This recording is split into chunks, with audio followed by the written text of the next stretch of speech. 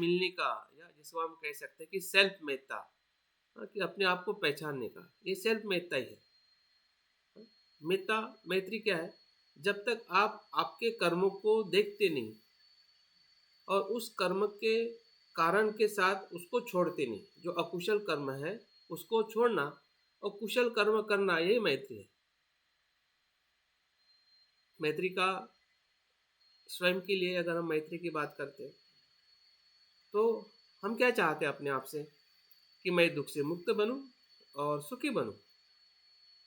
इस शब्दों को हमने तो हजारों बार रिपीट कर चुका है, और इसी को हम मैत्री कहते हैं। लेकिन उस मैत्री के भीतर कर्म जो है उसको पहचानना और उस कर्म को छोड़ना जो दुख देने वाले हैं,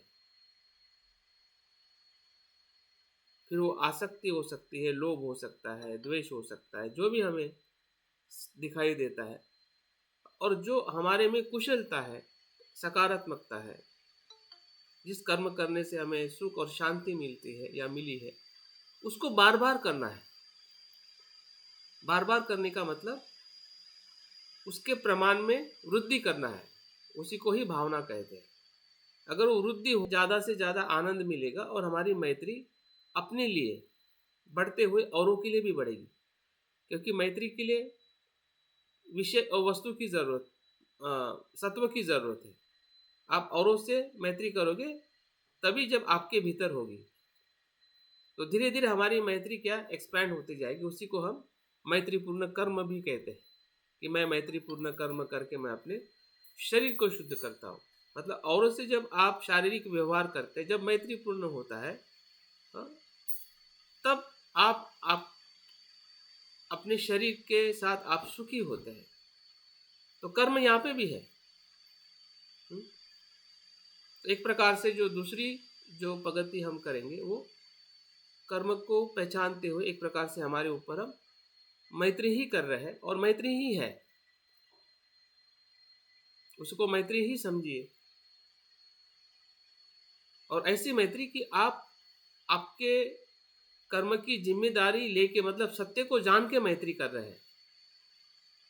किसी के सिर्फ बाहर से आप अच्छे दिख रहे हैं, लोग आपको अच्छे कह रहे हैं, इसलिए आपको लगता है कि मैं अपने आप से मैं अच्छा हूँ या मैं अच्छी हूँ, इस प्रकार से नहीं, लेकिन बल्कि आप खुद पहचान पा रहे हैं कि हाँ, मुझ में ये बात है और मैं कर्म कर रहा हूँ, और ये कर्म मैंने छोड़ा है और इसलिए मैं दुख से मुक्त हो रहा हूँ या हो रही हूँ। तो ये जो प्रमाण जो है, आप कर्म से ही अपने आप को महसूस करा सकते हैं। अगर आप कर्म के उस सूक्ष्म स्तर को आप पहचान पा रहे हैं, आपके भीतर जो नकारात्मकता है, सकारात्मकता है, उसी के इर्द गिर्द हमारी मैत्री जो है विकसित होती है। तीसरे चरण में हम थोड़े और सूक्ष्म स्तर पे उसको पहचानेंगे। अभी हम अपने अनुभव पे हमने अपने आप को देखा है। अभी बुद्ध के वाणी में या बुद्ध के ज्ञान में हमें अपने आप को ले जाना है। जैसे कि हम अपने अपने आप को जब हम देखते हैं तो हमें लगता है कि कुछ बातें हमें समझ में आई, कुछ समझ में नहीं आई, हम अस्पष्ट हैं। तो हम किसके पास में जाते हैं? जब हमें लगता है कि हमारी बीमारी हमें पूरी तरह से समझ में नहीं आई, तो हम किसके पास जाते हैं? डॉक्टर के पास जाते हैं। फिर डॉक्टर आपके बीमारी के सिम्टम्स देखता है, आपसे बात करता है, आपसे पूछता है, और धीरे धीरे फिर वो आपके बॉडी का परीक्षण करके वो निदान इसका कारण क्या है। इस कर्म की परिभाषा की है। बुद्ध कहते हैं कि चेतना ही कर्म है। तो मेरे उस अकुशल और कुशल कर्म के भीतर चेतना का स्वरूप क्या था? या मैंने कुशल कर्म किया, मेरा क्या इरादा था? जब मैंने दान दिया है तो मेरा सही में वो इरादा था क्या? जिस इरादे से वो दान जो है वो पारमिता बनती है, या मेरा इरादा वो था कि मेरा नाम हो या फिर मुझे लोग वाह वाह करे, या क्या था?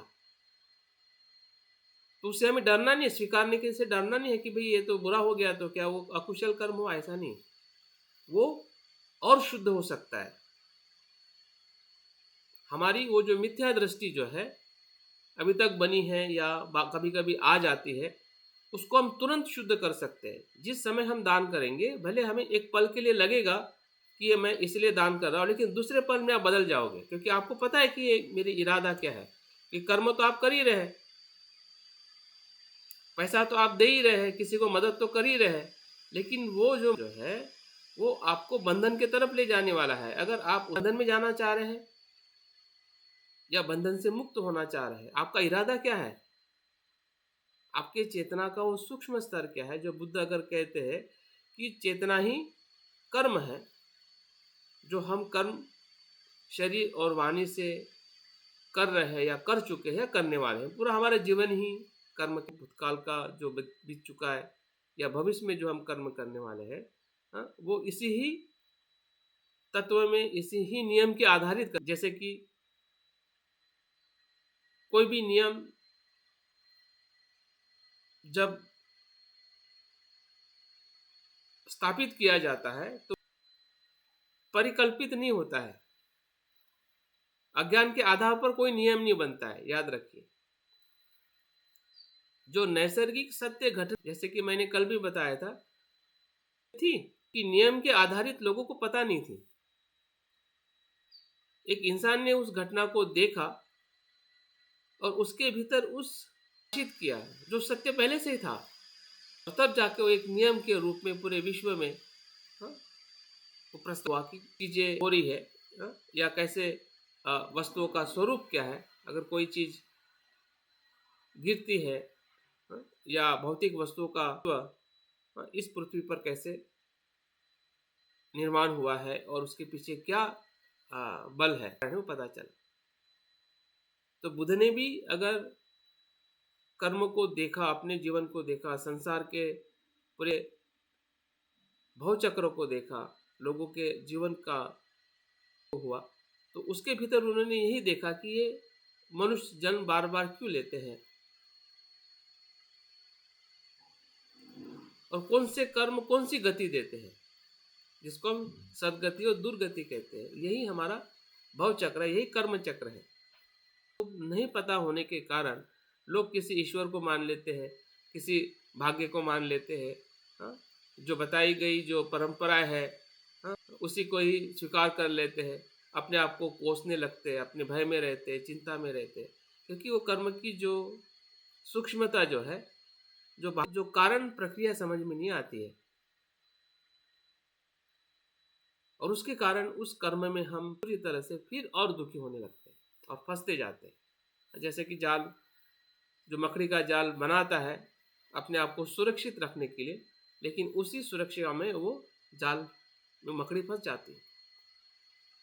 यही कर्म का जाल है, यही प्रपंच है, यही भवचक्र है, जिसकी सूक्ष्मता बुद्ध ने बताई है कि ये कहाँ से आए। अगर उसी जगह पे अगर आप अपने कर्म के होने की प्रक्रिया को अगर आप महसूस कर सकते हैं, तो आप बहुत कुछ अपने भीतर के बदलाव को स्वीकार कर सकते हैं कि अगर मैं दुखी हूँ तो दुखी क्यों हूँ, किसने मुझे दुखी किया है, कौन से कारण ने दुखी किया है। और उसके जब हम और समीप जाते हैं तो उसका अस्तित्व ही हमें, जो बाहर से या दूर से देखते हैं तो समझ में नहीं आता है, लेकिन पास में जाने के बाद लगता है ये तो ऐसा नहीं था जो मैंने बाहर से दूर से देखा था कि ये नित्य है,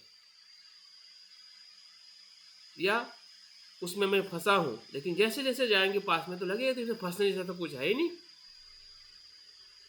ये तो भ्रम था कि जो मैं बाहर से देख रहा था कि मैं इसमें फंसा हूँ या यही मेरा स्वभाव है।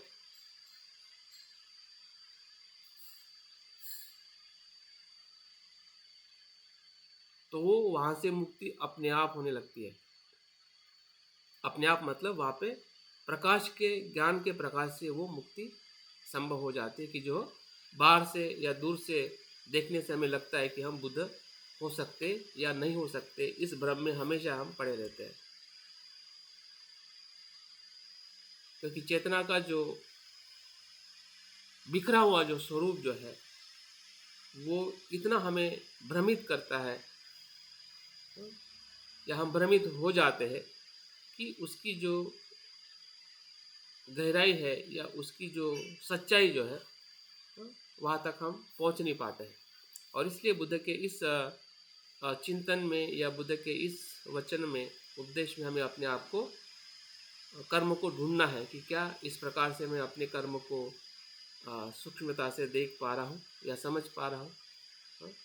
अगर एक दो कर्म भी अगर हमें समझ में आ जाते हैं, तो वही अनुभव आप बाकी कर्म के घटनाओं में, क्योंकि जो घटना तो हो चुकी है लेकिन उसकी असर भी अभी भी हमें परेशान कर रही है वर्तमान में, जिसको हम पश्चाताप कहते हैं, जिसको अफसोस कहते हैं, जिसको आने वाले जीवन का भय और चिंता कहते हैं। तो उससे सबसे मुक्त हो सकते हैं। और तीसरे होने के बाद चौथे चरण में जब हमें कर्म की जो सूक्ष्मता पता चलती है, तो उस कर्म के साथ जुड़ा हुआ जो बंधन है वो भी पता चलने लगता है कि हम बंद कहाँ पे रह रहे हैं। और जहाँ पे बंधन पता चलता है, तो उस बंधन से हम बंध ही नहीं सकते, क्योंकि वहाँ पे बंधन होता ही नहीं है।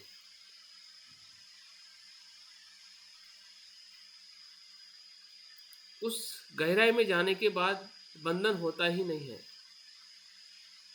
वहाँ पे सिर्फ मुक्तता है, शुद्धता है। क्योंकि जब अनित्य स्वभाव का जब हमें उसका अनुभव होने लगता है कि अनित्य का अर्थ ही है वो किसी को बांध नहीं सकता है, फिर आपका द्वेष हो वो भी आपको बांध नहीं सकता है, आपकी मैत्री हो वो भी बांध नहीं सकती।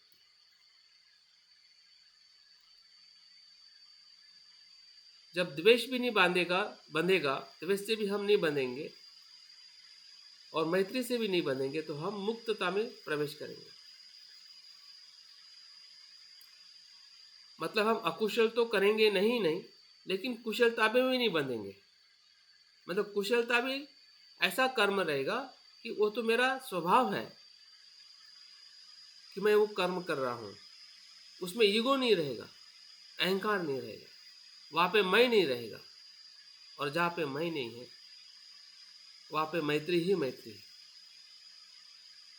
फिर मैत्री हमें करनी नहीं पड़ेगी, मैत्री होने लगेगी। अभी हम मैत्री करते हैं।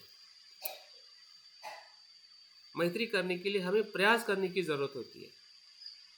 दान देने के लिए हमें प्रयास करने की ज़रूरत होती है। लेकिन उसके सूक्ष्म भाव को देखोगे तो लगेगा कि ये तो मेरा स्वभाव ही है। और जो स्वभाव ही है तो फिर वो करने की आपको प्रयास करने की ज़रूरत नहीं पड़ेगी, वो तो हो ही जाता है। जैसे कि द्वेष अभी आ रहा है तो द्वेष हो ही जाता है, क्योंकि वो अज्ञान से वो हमारे मन का हैबिट बना है। द्वेष करना नहीं पड़ता है, द्वेष तो हो ही जाता है, परिस्थिति आ जाती है, द्वेष हो ही जाता है। क्योंकि उस कर्म के साथ हम इसलिए बंधे हुए क्योंकि उसकी हमने सूक्ष्मता को देखा नहीं है, उसके धर्म के स्वभाव को नहीं देखा है। लेकिन जब आप धर्म के स्वभाव को गहराई में देखते हैं, तो ना वहाँ पे द्वेष होता है, ना वहाँ पे लोभ होता है।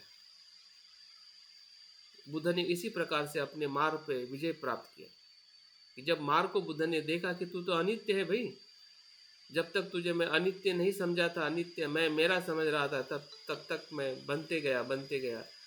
हाँ, मैं से द्वेष भी आया, लोभ भी आया। लेकिन जब मैंने तुम्हें पास से देखा, गहराई में देखा, जागृति से देखा, तो तुम्हारा तो स्वभाव ही नहीं है कि मैं बन जाऊँ या तू मुझे बांध सके। ऐसा मैं तो कुछ ना तेरे में है ना मेरे में है, तो किससे भी बांधना, कौन बांधेगा। ये बुद्ध का स्वभाव है, मुक्त होना।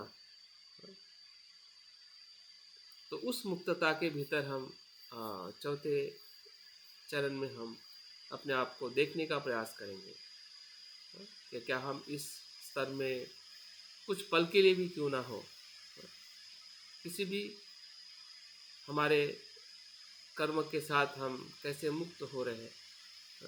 कोई भी उदाहरण या कोई भी घटना आप आपके जीवन में महसूस कर सकते हैं कि इसमें से मैं समझ रहा हूँ कि हाँ, मैंने अभी इस कर्म को इस प्रकार से मैंने देखना चाहिए, ताकि मैं उसी कर्म के साथ मैं अपने जीवन में मुक्तता का अनुभव कर सकूं। तो फिर वो कर्म जो है वो बुद्ध का कर्म है। जैसे बुद्ध मैत्री करते हैं तो उसमें बुद्ध की आसक्ति नहीं होती है कि मैंने इसके लिए मैत्री करनी, उसके लिए नहीं।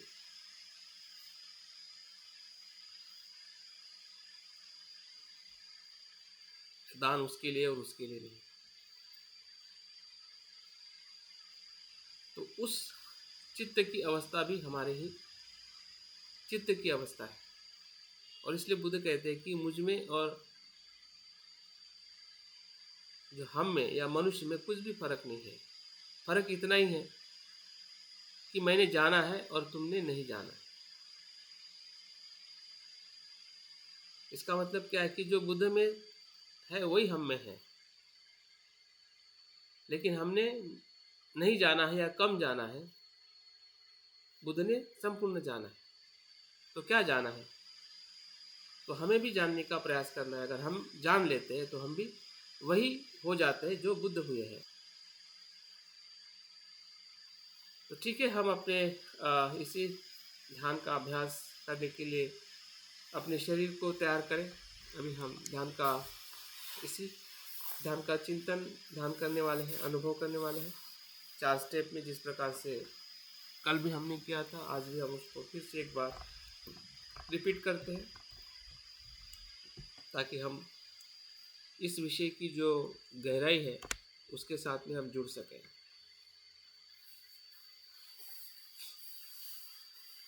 देखिए, अपने शरीर को थोड़ा तनाव मुक्त कर लीजिए। अगर कहीं आपको स्ट्रेस है गर्दन में, हाथ में, पैर में, आँखों में भी नींद हो सकती है या आलस हो सकता है, उसको भी थोड़ा स्पर्श करके, एक्सरसाइज करके उससे तनाव से मुक्त हो जाइए।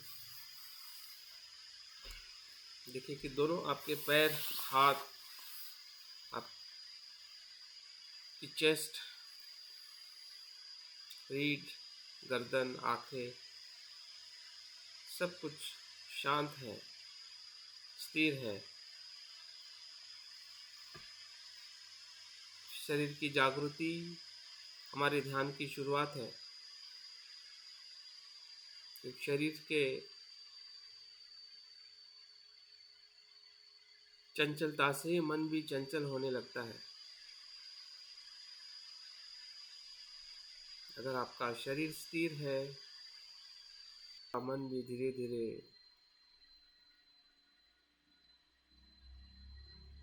स्थिर होने लगता है।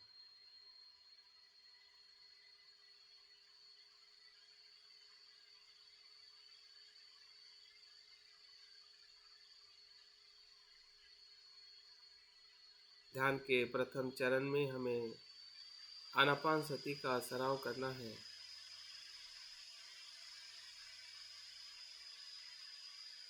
सांस हमारे शरीर की ऊर्जा है। बुद्ध कहते हैं कि सांस ही शरीर है और शरीर ही सांस है। हमारा शरीर जितना ठोस और नित्य दिखाई देता है, लेकिन वैसा वो नहीं है।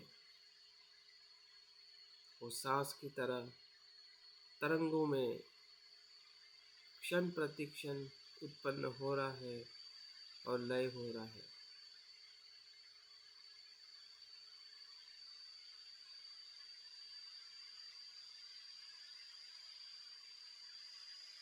पूरा शरीर हमारा तनाव मुक्त है। सांस आ रही है और जा रही है।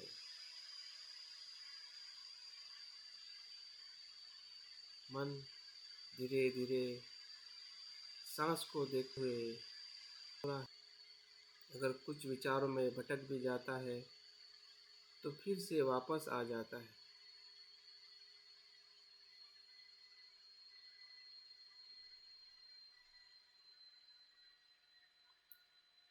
भीतर प्रवेश करना है।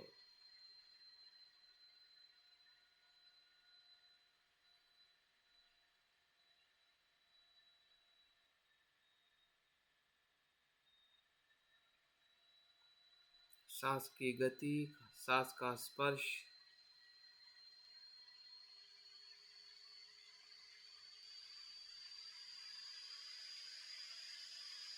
हमारे मन को कर रहा है।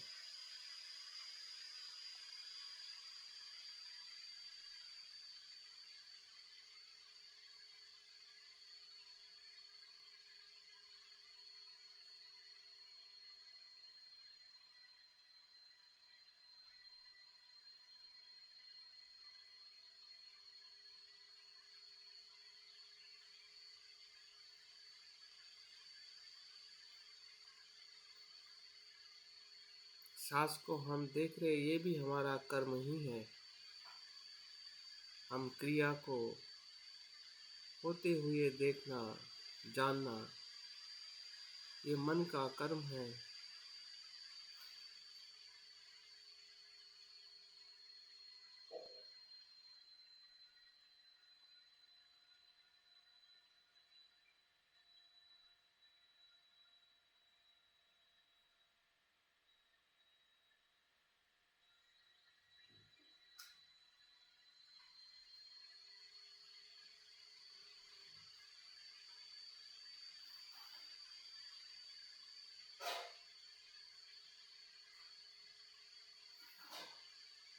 और विश्वास रखें इस आनापानासति के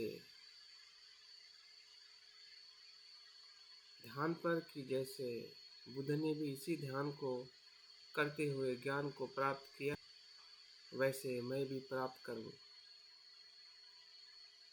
यही वो मार्ग है।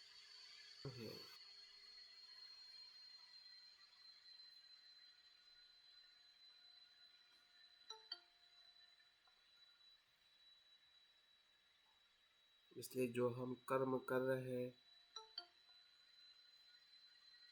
उस कर्म पर विश्वास रखें।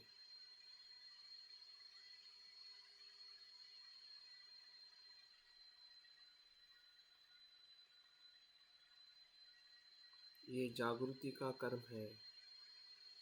मन को सजग करना, क्षण प्रति क्षण।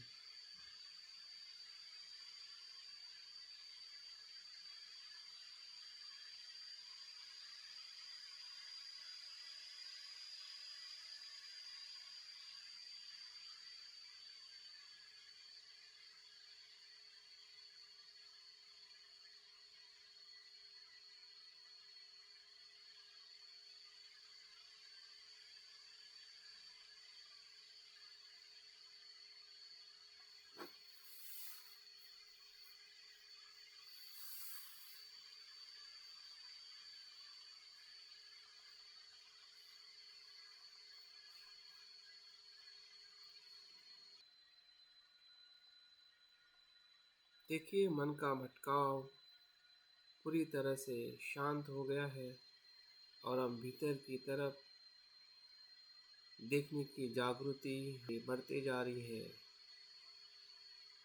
जैसे जैसे हम सांस के स्पर्श को महसूस कर रहे हैं, वही सांस की स्मृति मन के स्मृति में परिवर्तित हो रही है।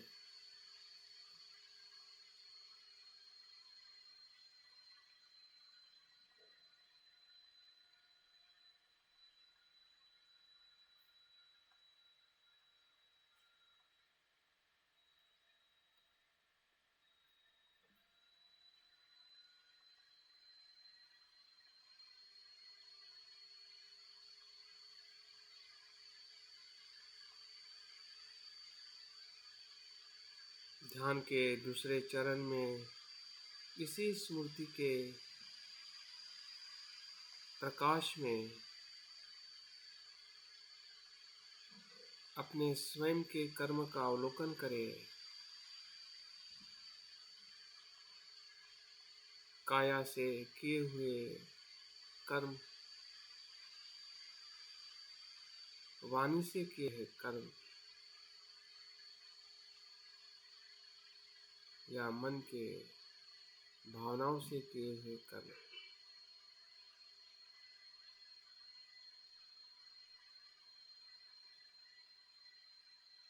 इस स्मृति से ही हमारे भीतर धम्म विजय, अपने कर्म को पहचानने, धर्म या शक्ति, और हम देख पा रहे हैं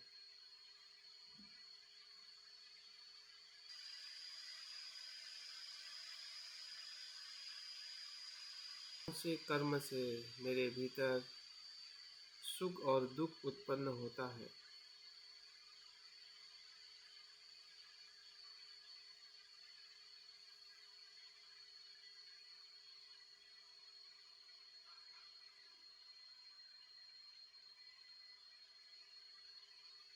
हमारे काया से किए हुए कर्म क्या कुशल है या अकुशल, उस दोनों कर्म को अपने परिणाम के साथ देखें। जो हमारे जीवन में सफलता है, सुख है, शांति है,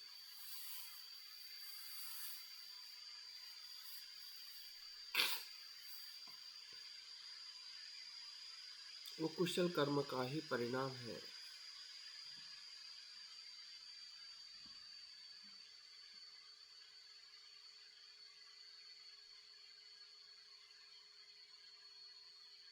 अगर हमारे जीवन में दुख, परेशानी, भय भी दिखाई दे रहा है, तो कहीं न कहीं हमारे ही अकुशल कर्म का परिणाम है।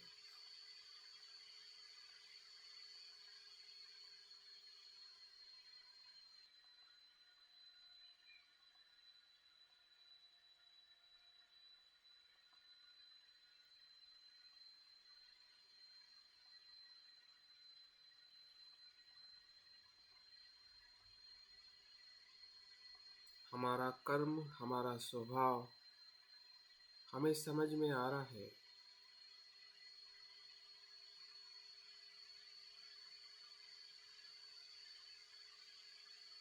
जैसा भी है वो हमारा स्वभाव है, तो वैसा ही स्वीकार करें। ना उससे भागिए, ना डरिए।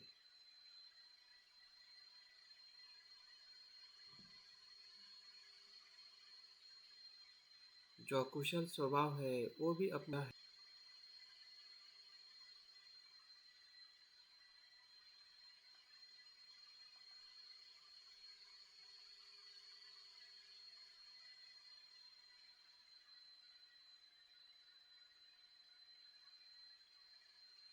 उसको समझिए कि यही मेरी दुख का कारण है।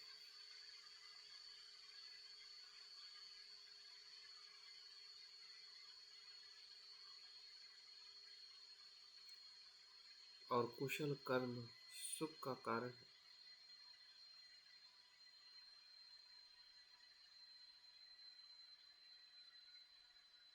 करें, विश्वास रखें।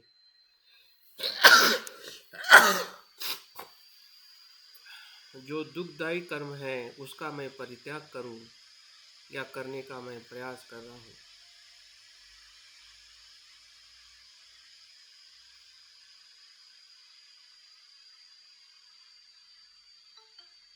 शरीर के कर्म हो या वाणी के या मन के, तो कुशल कर्म मैंने किया है जिससे मैं सुखी हूँ,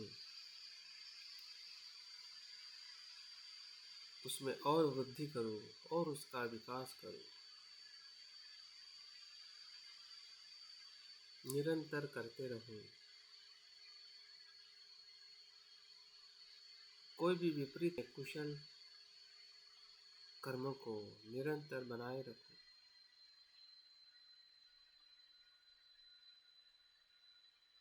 यही विश्वास, यही श्रद्धा अपने आप पर, अपने भीतर महसूस करें।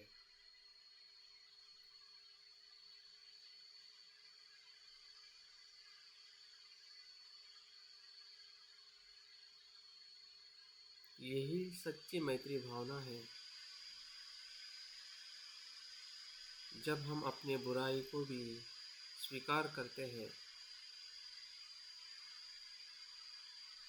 और उससे मुक्त होने का हम प्रयास करते हैं, जो अकुशल कर्म है, जो दुख देने वाले कर्म है,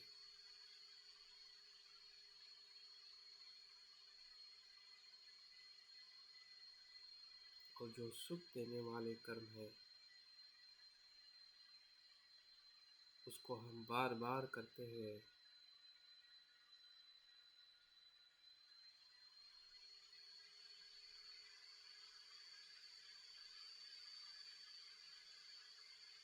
यही हमारा कर्म का स्वभाव है, जो हमें सुख देता है और दुख देता है। हमारा सुख भी कर्म है और दुख भी कर्म है। हम पहचान रहे हैं, हम उसे अलग अलग देख पा रहे हैं।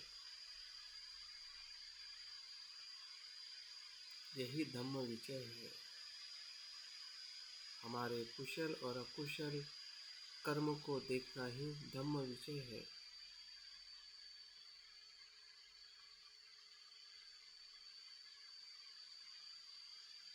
ये हमारे चित्त का ही धर्म है,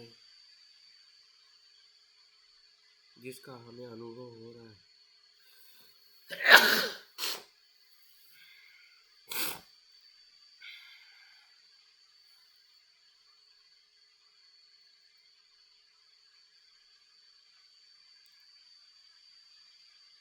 और हमें विश्वास हो रहा है कि हमारे जीवन का यही आधार है, सुख का और दुख का।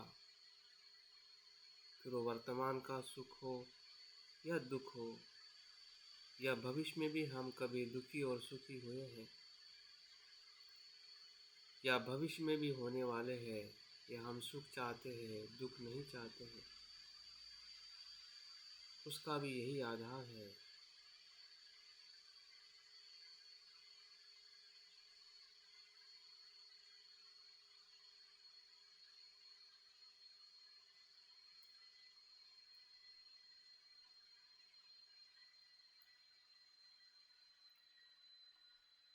हम कर्म के ही मालिक हैं।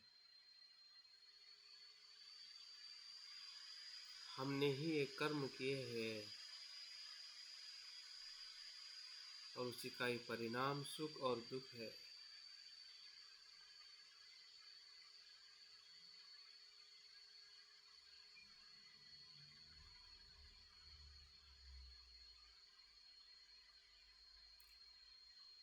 तीसरे चरण में हमें प्रवेश करना है और सूक्ष्म में कर्म के भीतर जो धर्म है,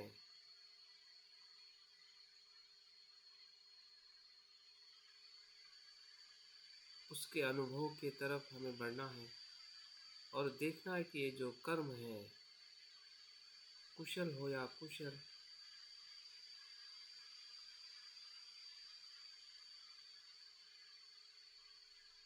कैसे घटित होते हैं, मैं से, आत्मा से, या किसी कारण से।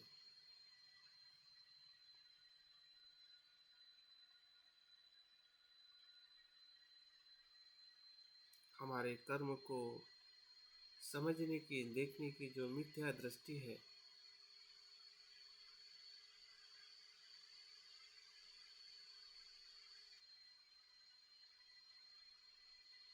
उस दृष्टि का अवलोकन।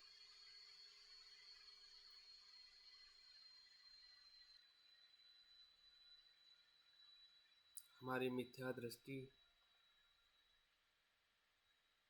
हमें समझ में आती है कि मैं कर्म को मैं कर रहा हूँ, ये मेरा है। इस अर्थ से हम कर्म को देखते हैं। लेकिन बुद्ध कहते हैं कि कर्म कारण से उत्पन्न होता है मन में जो धर्म उत्पन्न होता है करने का, जिसे बुद्ध चेतना कहते हैं, इरादा कहते हैं,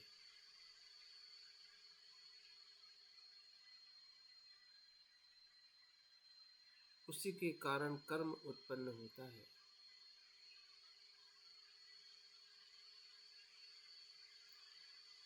और वो चेतना भी दूसरी चेतना को उत्पन्न करती है और पहली लुप्त हो जाती है। जैसे कि बीज पौधे में परिवर्तित होता है, फिर वहाँ पे बीज नहीं होता। पौधे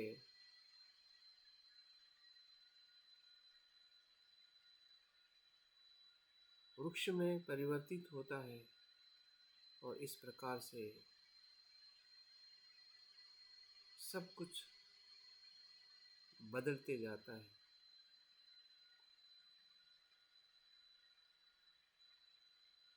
तो हमारे कर्म का स्वरूप भी ऐसा ही है।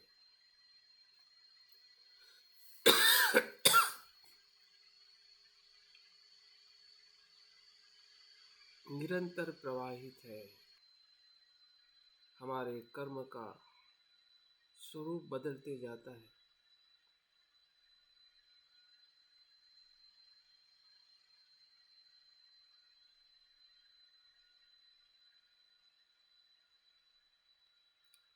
हमारा कुशल कर्म हो या अकुशल,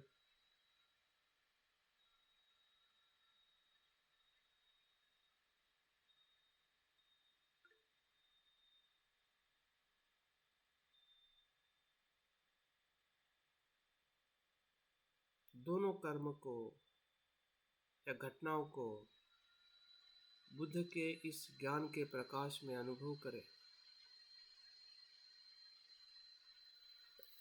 उसकी सूक्ष्मता का अवलोकन करें। क्या ये कर्म ऐसा ही होता है या हुआ है? द्वेष से भी कुछ कर्म किया है या आसक्ति के कारण,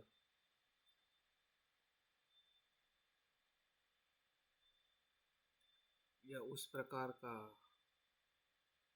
इरादा था, इच्छा थी, उसके कारण हमने लोभ के कर्म किए हैं।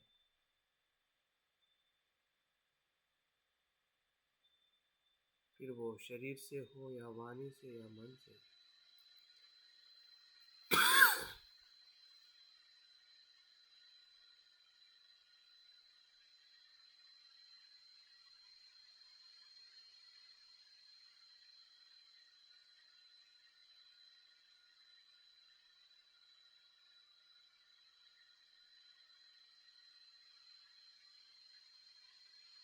जब हम कर्म को उसके प्रत्यय से देखते हैं तो प्रत्यय बदलते हुए दिखाई देता है। जब उसी कर्म को हम मैं अर्थ से देखते हैं तो वो कर्म स्थिर हो जाता है, नित्य हो जाता है, बंदिष्ट हो जाता है।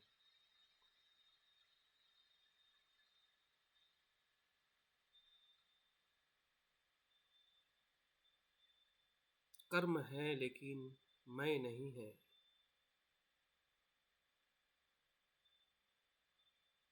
फिर हमारे कुशल कर्म हो या कुशल,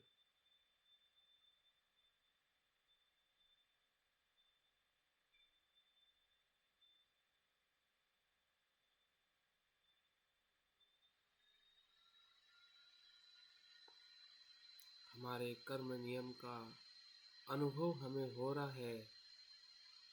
जैसे बुद्ध ने कर्म नियम को देखा है और बताया है कि चेतना ही कर्म है, कर्म ही चेतना है।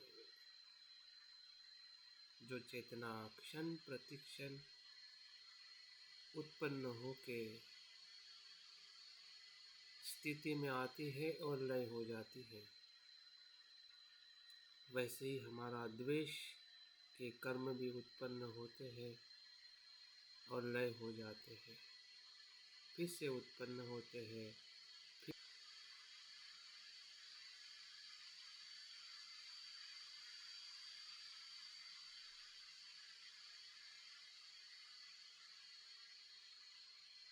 तो ऐसे कर्म या कुशल कर्म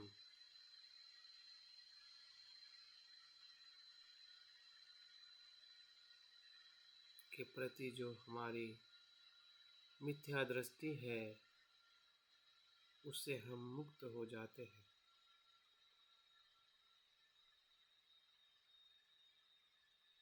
अभी हम सूक्ष्मता से जान रहे हैं कि हमारे जो भी कर्म है,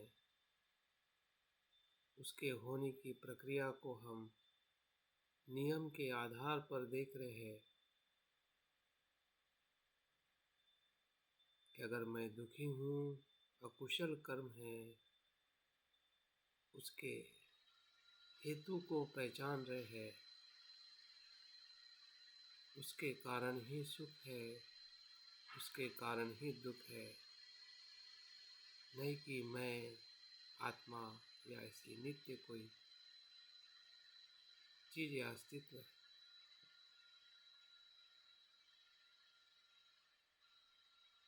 हम वैसा ही देख रहे हैं जैसे कर्म का स्वभाव और प्रक्रिया है।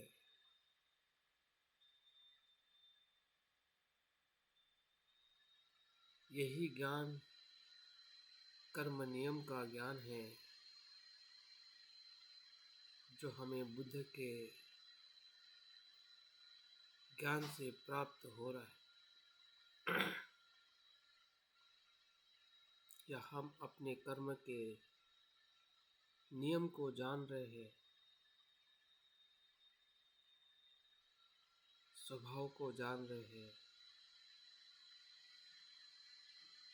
कि हम किस कर्म से बंधे हुए हैं, किस कर्म से हम दुखी हैं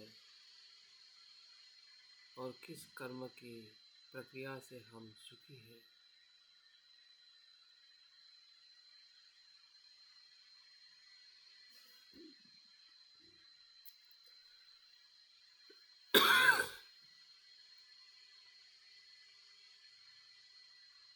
देखिए, ध्यान के चौथे स्तर पर हम प्रवेश करते जा रहे हैं।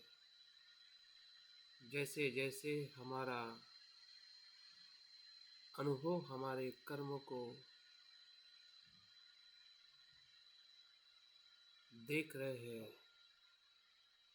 समझ में आ रहा है, वैसे वैसे हमारी प्रज्ञा मजबूत होते जा रही है, स्पष्ट होते जा रही है।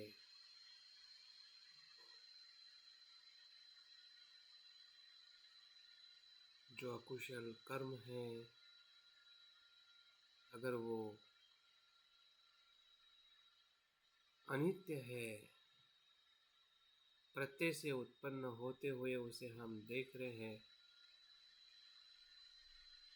तो ऐसे धर्म का हम परित्याग करें। धर्म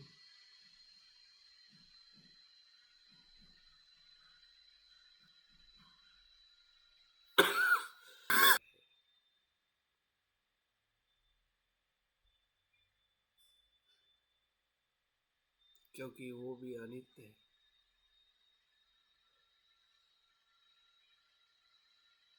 उसे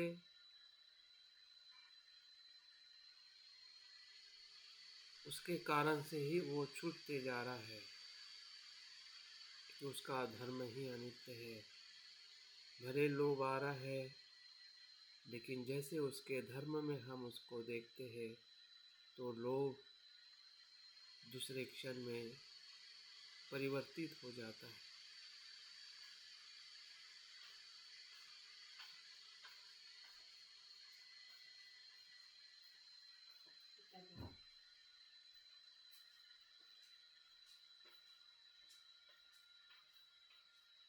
और हमारे भीतर जो सकारात्मकता है, कुशल कर्म की धारा है,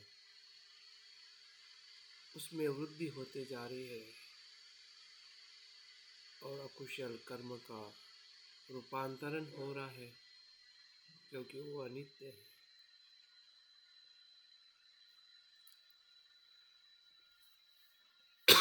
हमारा लोभ अलोभ में परिवर्तित हो रहा है, द्वेष मैत्री में परिवर्तित हो रहा है, अज्ञान प्रज्ञा में परिवर्तित हो रहा है।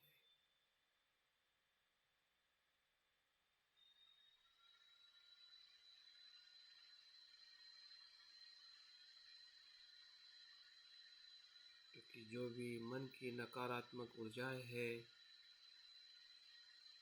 वो सकारात्मक ऊर्जा में परिवर्तित होना ही प्रज्ञा है।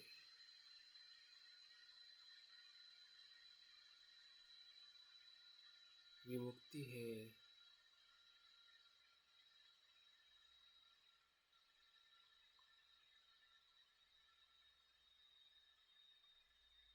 क्योंकि अकुशल धर्म भी मैं नहीं हूँ, ना मेरा है, ना कुशल धर्म भी ना मैं हूँ ना मेरा है। दोनों प्रतीत्य समुत्पन्न है, और जो प्रतीत्य समुत्पन्न है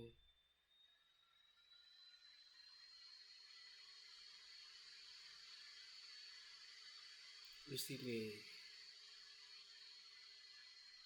वो उत्पन्न हो रहा है और लय हो रहा है। और हमारा स्वभाव विमुक्ति का स्वभाव है।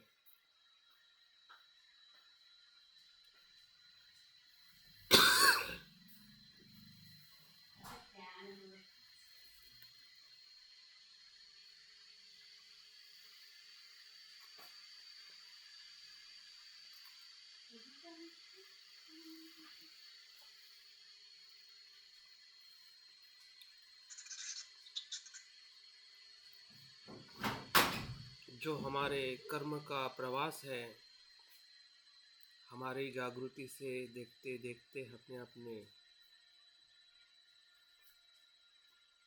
कुशल और अकुशल कर्मों को समझते हुए बुद्ध के धम्म के प्रकाश में हमने देखा है, हमारे कर्म की जो मिथ्या धारणा है कि कर्म मैं मेरा, इस भाव से हम मुक्त हो गए हैं। अभी हमारे जो भी कर्म है अनासक्ति के कर्म है, जिसमें ना द्वेष है, ना लोभ है, ना बंधन है,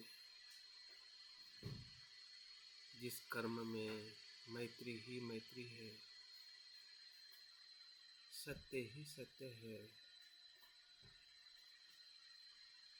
करुणा ही करुणा है।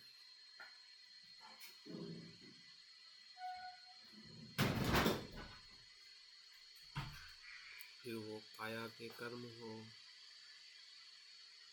या वाणी के या मन के।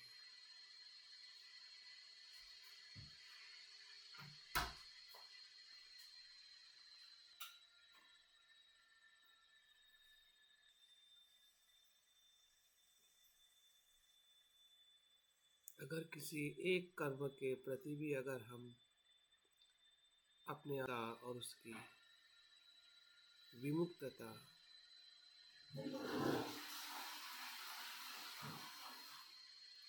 यही हमारा बुद्ध का मन है, प्रज्ञा का मन है। हमने जान लिया है कि कर्म का बंधन होना और कर्म से मुक्त होना,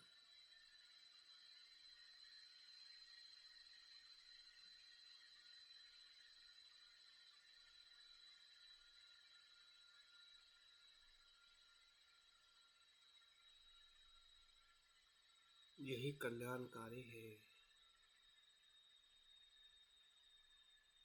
जिसमें सभी का मंगल है, सभी का सुख है।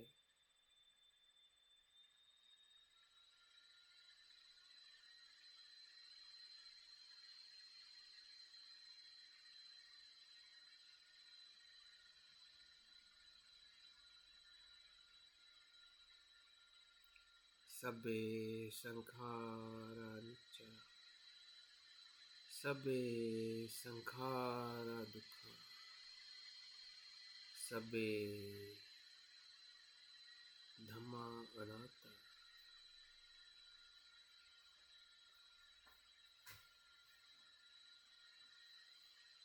सबे सता सुखी होन्तु।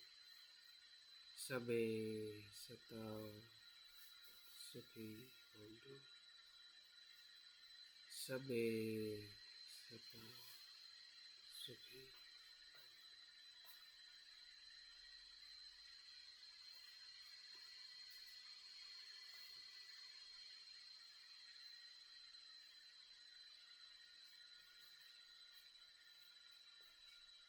ध्यान के इस अनुभव को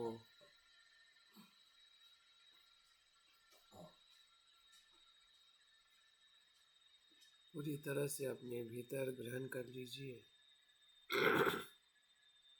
स्वीकार करें कि जो चीज़, जो कर्म हमने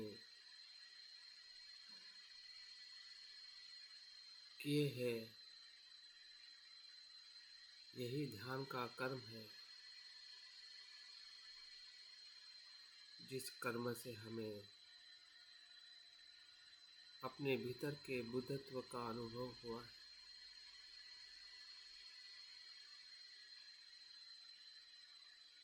प्रज्ञा का अनुभव हुआ है,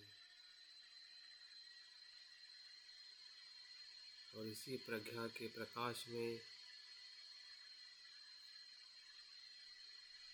हमारे जीवन में हम अपने कर्म को देखें, करें,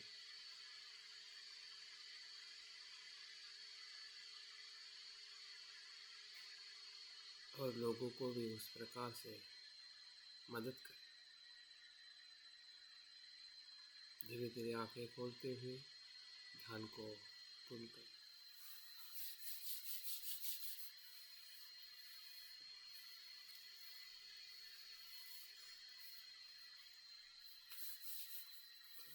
बहुत बहुत धन्यवाद आज के सत्र में बने रहने के लिए। कुछ बातें आपको ज़रूर समझ में आई होगी, कुछ बातें अभी भी कुछ बाकी है। ऐसा नहीं है कि सब कुछ हमें समझ में आ रहा है, लेकिन जो भी आ रहा है उसको समझिए और आगे बढ़िए।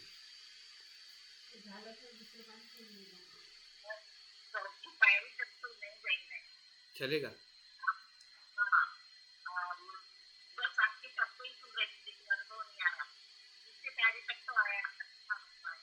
कुछ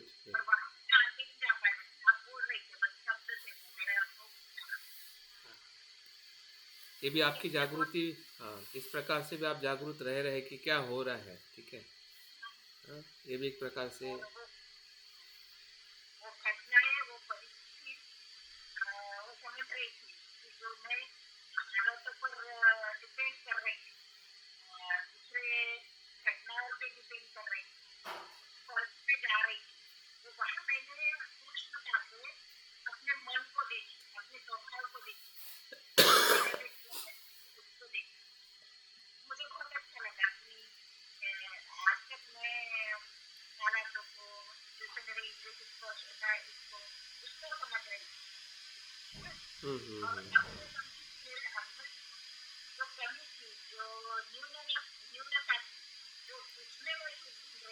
हाँ हाँ,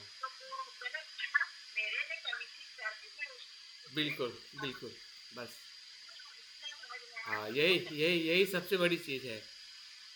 जो समझ में आया है उसी उसी को प्रज्ञा के तौर पे देखिए। और क्योंकि हमारे कर्म ही हमारे लिए बंधन है और हमारे कर्म ही हमारे लिए विमुक्ति है। तो अगर बंधन छूट जाएगा तो वहाँ पे क्या रहेगा? अभी आपने जान लिया, ठीक है, आपके कर्म को, तो अभी वो कर्म आपको बंधन नहीं देगा, क्योंकि आपने जान लिया कि बंधन में था और मैं मुक्त हो गया हूँ। बंधन को जानेंगे ही वही मुक्ति है। दुख को जानना ही दुख से मुक्त होने का अनुभव है। दुखियों को नहीं जानोगे तो आप मुक्त मुक्त कैसे बनोगे? ठीक है ना? तो समझे कि उस कर्म से हम मुक्त हो गए। अभी जिसमें फंसे हुए थे उसको जान लिया तो मुक्त हो गए।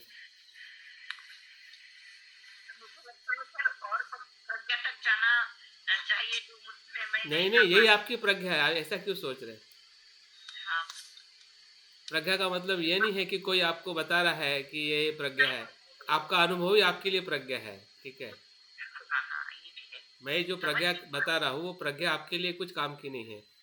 हाँ, काम की नहीं है वो, हाँ, मैं वो प्रज्ञा आपके, अनुभव आपका करना अनुभव चाहती आपके लिए काम का है, ठीक है। हूँ। हाँ हाँ। अगर आपको इतना समझ में आ गया कि कर्म को आपने इस प्रकार से देखा, तो वही आपकी प्रज्ञा है, इससे बड़ा अनुभव क्या हो सकता है, ठीक है। तो आपका बहुत बहुत पुण्य अनुमोदन सर, मैं बहुत खुश हूँ आज, और आपको बहुत धन्यवाद देती हूँ। बिल्कुल, मैं भी आपको आप लोगों को धन्यवाद देता हूँ, आपकी वजह से मुझे भी अभ्यास करने का मौका मिलता है। जय भीम, नमो बुद्धाय सर। हाँ दिनेश कुमार जी, कैसे हैं वेलकम, सर बस सब बढ़िया। लोग? हाँ जी।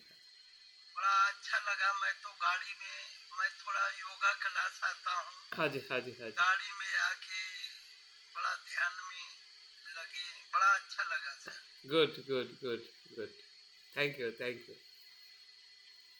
तो ठीक है, अपने अनुभव को ज़रूर ग्रुप में शेयर करें, और ठीक। शाम के ठीक। क्लास में, रात के क्लास में मिलते हैं, ठीक ठीक है है। सर। ओके चलिए, okay, take thank care, bye bye. Anita ji, मिलते हैं। आपके प्रश्न अनुभव संभाल के रखें, ज़रूर आपसे पूछे जाएंगे, आपको बताना पड़ेगा, ऐसा नहीं है कि आपको बताने का बोलने का मौका नहीं मिलेगा, लेकिन समय के उस मैनेजमेंट के हिसाब से अभी हम वर्क समाप्त करते हैं, ठीक है। मिलते हैं फिर शाम।